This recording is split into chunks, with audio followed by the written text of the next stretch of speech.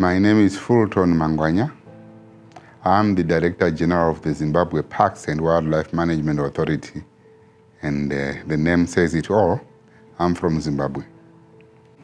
What's ZimPark's thoughts and policies around hunting and wildlife conservation?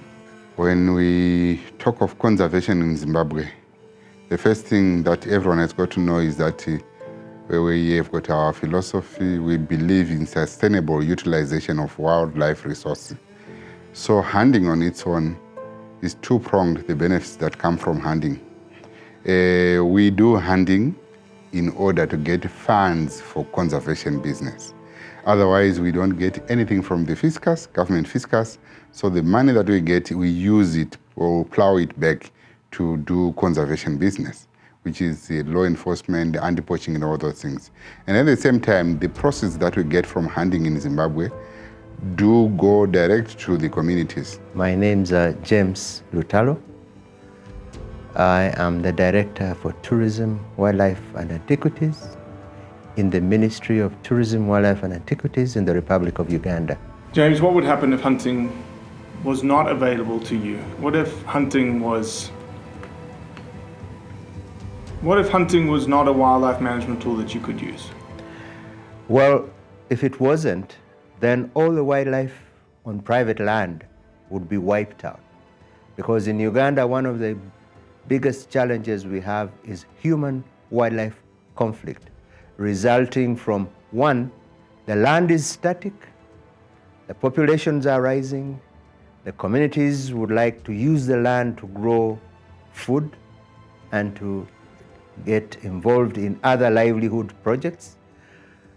But once wildlife is looked at as a resource, then the communities will protect it. But if it is looked at as a liability, then people would hunt it away and get the land to plant crops. So we would not have wildlife outside the protected areas if we did not allow for sport or communities to allow their land to be used for sport hunting.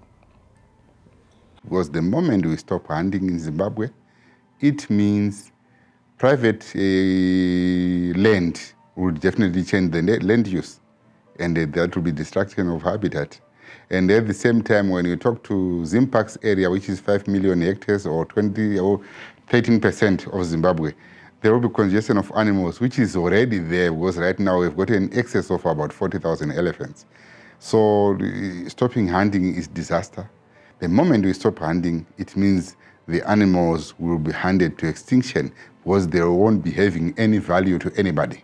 So this is the situation in Zimbabwe. When the trophy is taken away, at least they still know the value. That no, the elephant I'm seeing here, it's of value. The lion I'm seeing here, it provides value. So all those things. So hunting is really important to the Namibian livelihoods, for instance. Yeah. Without hunting, I don't think there'll be conservation actually. Yeah, because hunting is conservation. The communities that our communities are always on the ground. If you need information, or anyone in the whole world needs information, he can get there is indigenous knowledge on the ground. We are talking about the communities that confronts this wildlife, that lives with this wildlife, that have given their lives. I want to insist on that hunting is necessary for conservation.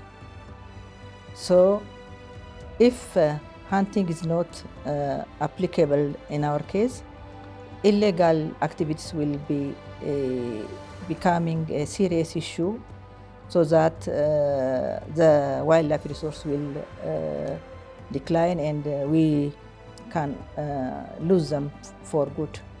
If you remove the hunters from these areas, you are likely to be counterproductive. My advice to them is that instead of listening to the foreign press and non-hunting NGOs, they are welcome to visit our region.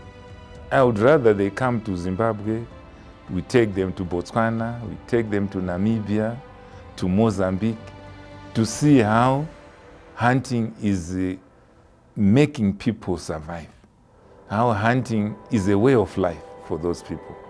And if it is banned, and there is no income from hunting, he's not helping wildlife. In fact, he's going to kill the wildlife, in my opinion.